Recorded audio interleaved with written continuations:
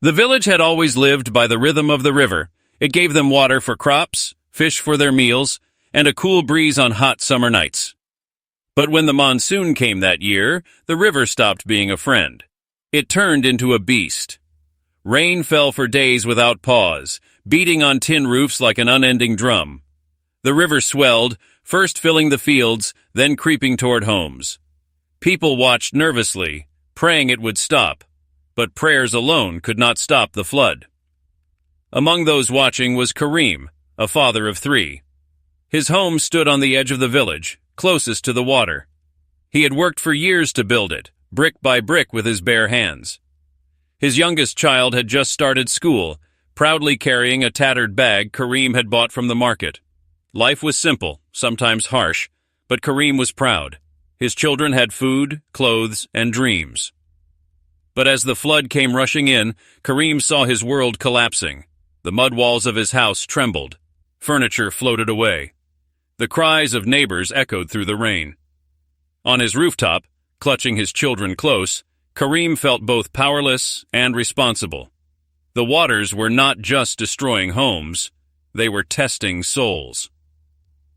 Through the mist of rain, Karim noticed chaos. Families separated, mothers screaming for their children, old men clinging to trees.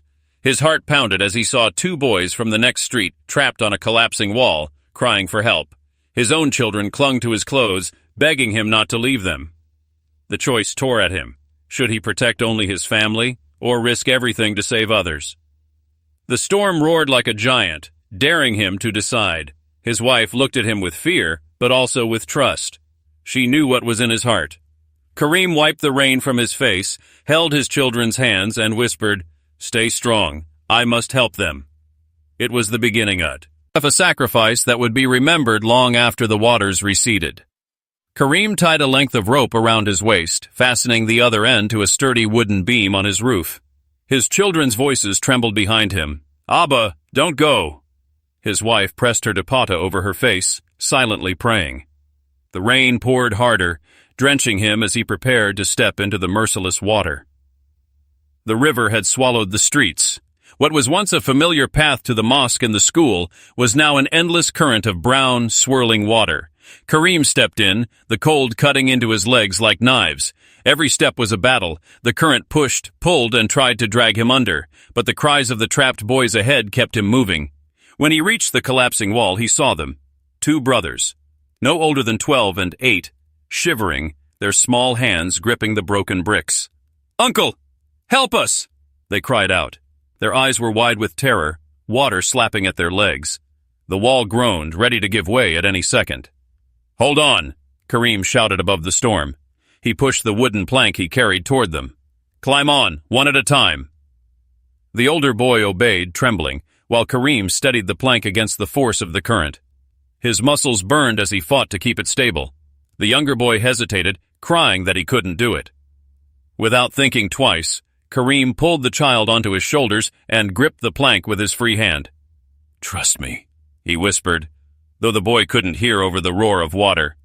The rope at his waist grew tight as his wife and neighbors pulled from the rooftop, helping him inch back. Step by agonizing step, Karim guided the boys to safety. By the time he reached the rooftop, his legs were trembling, his chest heaving. The rescued children collapsed into his arms, sobbing. Their mother, who had been screaming for a nearby house, cried out in relief, thanking Karim again and again. He had risked his life, and in return he had given her back both her sons. But Karim's task was far from over.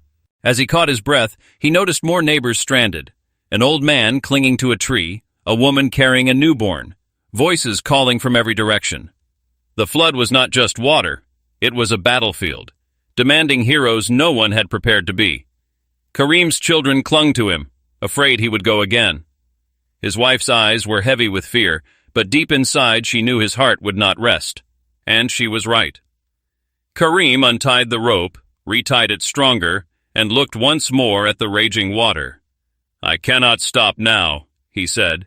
"As long as others are out there, I must try." And once more, he stepped into the flood. The second time Karim entered the floodwaters, something was different. He was no longer just a desperate father. He had become a symbol of hope. Neighbors who had been frozen in fear began to shout encouragement. Some tied their own ropes to nearby trees, ready to help if Kareem struggled. The sight of one man risking everything had awakened something inside them. The old man clinging to a tree was next. His frail body trembled in the icy current, his beard soaked and heavy with water. Kareem waded toward him, the rope around his waist pulling tight. "Take my hand, Baba!" he yelled. The man reached weakly, almost slipping under. But Kareem grabbed him firmly and dragged him onto the plank. The current slammed against them, but Kareem gritted his teeth, muscles burning as he guided the man to safety. By now, villagers on rooftops were watching closely. They began calling out, "We will help too!" A group of young men tied ropes around their waists, ready to follow Kareem's lead. For the first time since the storm began, unity pushed back against despair. When Kareem spotted a young mother clutching a newborn, his heart clenched. The baby's cries were faint, the mother's lips blue from the cold. Without hesitation, he pushed into the water again, each step heavier than the last. His body screamed for rest, but his spirit refused to yield. Reaching her, he lifted both mother and child onto the plank. The baby whimpered, tiny fists waving in the air, as if fighting the flood itself. "Pull us in!" Kareem shouted, and the villagers on rooftops pulled the rope with all their strength. Cheers erupted when the mother and child were finally hauled to safety. Tears rolled down her face as she kissed her baby, whispering blessings for Kareem. Word spread quickly across the rooftops. Kareem has saved them. Kareem is still going. He became a lifeline not only through his rope, but through his courage. The fear that had paralyzed the villagers began to break. Neighbors who once argued over small disputes now reached out to help each other. Food was shared, ropes were tied, children were passed carefully across dangerous waters. Kareem stood, chest heaving, water dripping from his clothes, but his eyes burned with determination. He looked around at the faces that no longer showed only fear, but also courage. His sacrifice had become contagious. In that moment, Kareem realized he was not alone. The flood had taken much, but it had also given the village something unexpected, the strength to rise together. And yet, as Kareem prepared for another rescue, he wondered, how much more could his body endure before it broke? Days later, the roaring waters finally began to retreat. The fields that once bloomed with wheat were buried under thick mud. Homes stood broken, their walls cracked and roofs torn away. Yet, in the midst of devastation, the village was still alive because of Kareem's relentless courage. Exhausted and bruised, Kareem sat on a pile of debris, staring at the horizon. His body ached, his hands were blistered from the rope, and his legs shook whenever he stood. But he could still hear the voices of those he had saved, the laughter of children, the quiet prayers of mothers, and the grateful words of the old man he had pulled from the water. Those sounds were stronger than his pain. When the sun finally broke through the clouds, the villagers gathered around Kareem. They looked at him not just as a neighbor, but as the man who had carried them through the storm. One elder raised his voice.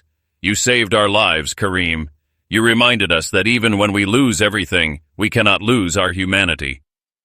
Tears filled Kareem's eyes, but he shook his head. "I only did what anyone should do," he whispered. "The real strength came from all of you, when you stood together." In the weeks that followed, the village began to rebuild. Families whose homes had been destroyed were taken in by others. Young men worked side by side to repair walls, while women cooked shared meals over open fires.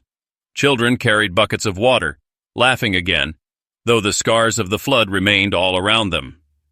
The rope Kareem had tied around his waist during those desperate hours was kept safe by the villagers. They hung it in the mosque as a reminder, not of fear, but of faith and courage. Whenever people prayed, they would look at that rope and remember that even in the darkest storms, one person's humanity could ignite the light in everyone else. Kareem himself never spoke much of what he had to do. 1. He preferred silence, often sitting by the river that had once threatened to swallow them all. Sometimes he would close his eyes, listening to the water, as if making peace with it. For him, the true victory was not in being called a hero, but in knowing his village had found strength in unity. Years later, Children who had once been rescued would tell their own kids about Uncle Kareem, the man who never gave up. And each time the monsoon clouds gathered in the sky, the people remembered that while floods could wash away homes and crops, they could never wash away the humanity that held them together. Kareem had lost much in the flood, his home, his belongings, his rest. But what he had given the world was far greater. He had shown that even when everything is taken, a man's heart can remain unshaken.